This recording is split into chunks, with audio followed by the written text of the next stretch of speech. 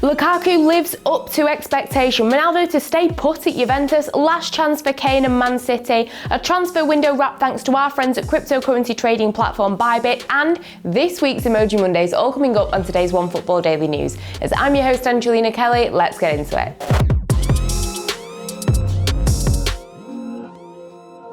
So first up, and yesterday, all eyes were on the Premier League and of course Chelsea as they faced Arsenal. And more importantly, Romelu Lukaku as he made his return to the Premier League and to Chelsea. It's been about 10 years since we saw him wearing a Chelsea shirt, and his return was an absolute dream. He was pretty much unplayable at times in a performance that he himself dubbed as dominant. Of course, Lukaku did manage to find the back of the net with his third touch in the game. He could have actually scored another one as well had it not been for Arsenal's goalkeeper. But this was actually Lukaku's first goal for Chelsea. He never managed to get one in his prior years at the club. He'd never even managed to make a Premier League start before with Chelsea, as he did cut more of a peripheral figure when he was previously at the club. However, like I say, it was a great performance. He did what Lukaku does best, especially when it comes to holding the ball with his back to the goal, and he gave Arsenal's defence an absolutely torrid time. In addition, his touch was impressive, which is something that he's faced a little bit of criticism with before when he was previously in the Premier League,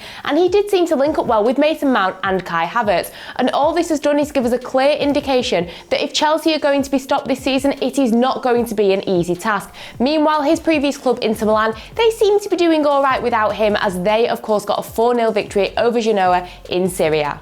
Now, during the Chelsea game, although Arsenal did have moments where they looked okay, all in all, it was a bit of a disaster. This start to the Premier League has been a complete disaster, one of their worst starts in history, as they have now played their first 2 games in the Premier League. They've lost them both and they've not even managed to score. Of course, Mikel Arteta has come out talking about the fact that Chelsea do have players injured, players with COVID. Whilst Pierre-Emerick Aubameyang was on the bench against Chelsea, the likes of Alexandre Lacazette, Thomas Partey, etc. are all, of course, out. And now, of course, their latest signing, Ben White, who is out with COVID. So yeah, it has been difficult for them. They have not got a full squad that is fit.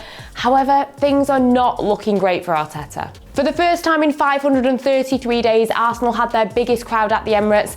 And what happened? They were actually booed at full time. Now, whilst Mikel Arteta does not hold this against the fans, you can understand why they're frustrated. Fans are bound to be nervous. And at the end of the day, although this is only the beginning of the Premier League season, things aren't looking great for Arsenal, and things definitely are not looking great for Arteta, and it remains to be seen if he is truly the man for the job. Next up in the Cristiano Ronaldo rumours once again did the rounds, as the player was actually benched for Juventus' Serie A game. Now, according to journalist Fabrizio Romano, this was actually something that Ronaldo wanted himself, as allegedly the player is looking to try and figure out what he's going to do in the upcoming days regarding a potential move. However, whatever's going on, the player did manage to make an appearance in the second half. We thought that he had scored the winner as the game was 2-2. Ronaldo managed to score in the 95th minute, but it was ruled out by VAR. Now, despite these rumours that the player is looking for a way out, the powers that be at Juventus have come out and stated that the reason Ronaldo was benched was because it was the beginning of the season. Sometimes players need a little bit of a break, and also it was a decision that was made jointly with the coach as well. The club have also stated that Ronaldo is 100% staying. They have not had any offers for him, and they are asking the media to not sensationalise what is going on. Cristiano Ronaldo himself has also come out talking about the speculation regarding a potential move. It doesn't seem like he will be going anywhere anytime soon. I wouldn't completely rule it out, as let's face it, stranger things have happened in football, but as Juventus keeps saying, no formal offers have come in for the player. So for now, it seems like Juventus will be keeping Cristiano Ronaldo. He will be staying in Serie A, and I guess we'll have to wait and see if anything does change in the upcoming days. And finally, this weekend, we managed to see Harry Kane in a Spurs shirt as he came on in Spurs' victory over Wolves. However, for how much longer will Harry Kane realistically be a Spurs player? Of course, Daniel Levy has been trying to keep hold of the player allegedly, but it seems like as we head towards the end of the transfer window, Manchester City are still plotting one last-ditch attempt to try and sign the player. I think in this situation, props to City, as they clearly only have Harry Kane on their radar. Of course, they were linked with Dusan Vlahovic. He, of course, plays for Fiorentina, but apparently City didn't actually make any contact with the player, and Fiorentina are actually rejecting a bid bid from Atletico Madrid for him, so it doesn't seem like he will be gracing the Premier League with his presence anytime soon. It seems like Harry Kane is the only realistic option that Manchester City have been looking at. With time cutting so fine now, it doesn't seem like they're going to have a realistic backup for him either, so if they don't manage to get Harry Kane in this last-ditch attempt, it seems like City will continue the season without a star striker. Now, if this is the case, how much is this going to potentially hinder Manchester City's performance, especially in their bid to win some silverware? Now, don't get me wrong, they can still definitely score some goals. There are definitely numerous players on that pitch that can definitely find the back of the net.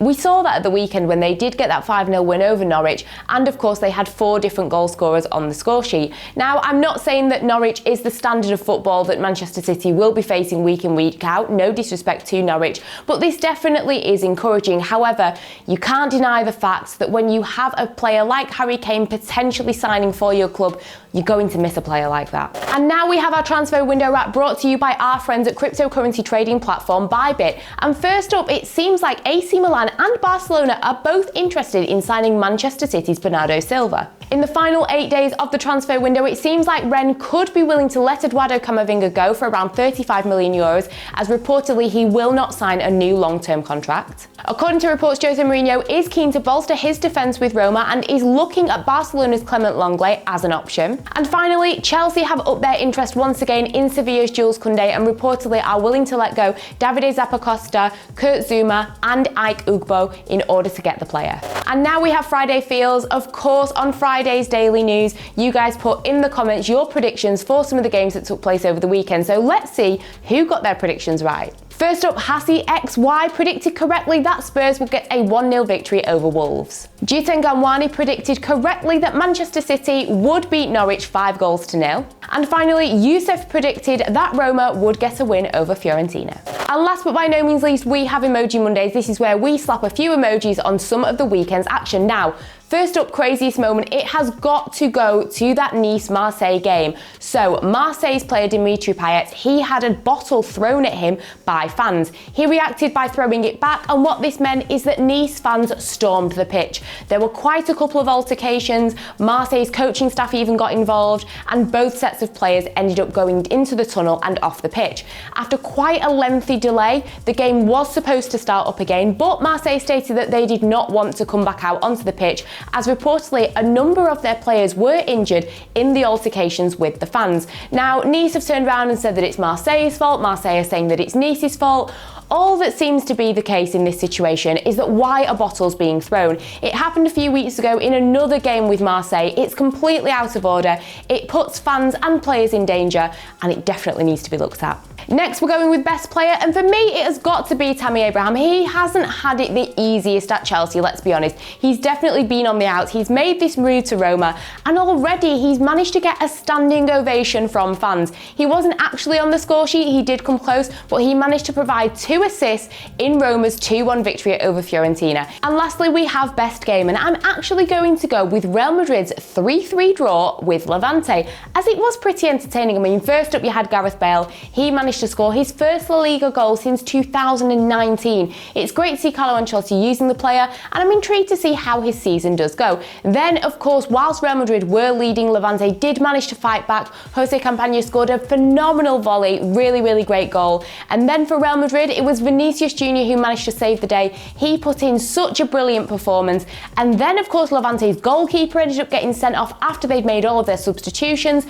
For the neutrals, like I say, it was a very entertaining game. I'm sure that Real Madrid will be kicking themselves, but overall, I think it was great to watch. So that's it for today's OneFootball Daily News. As always, check out all the other content that we have got here, and until next time, I will see you all later.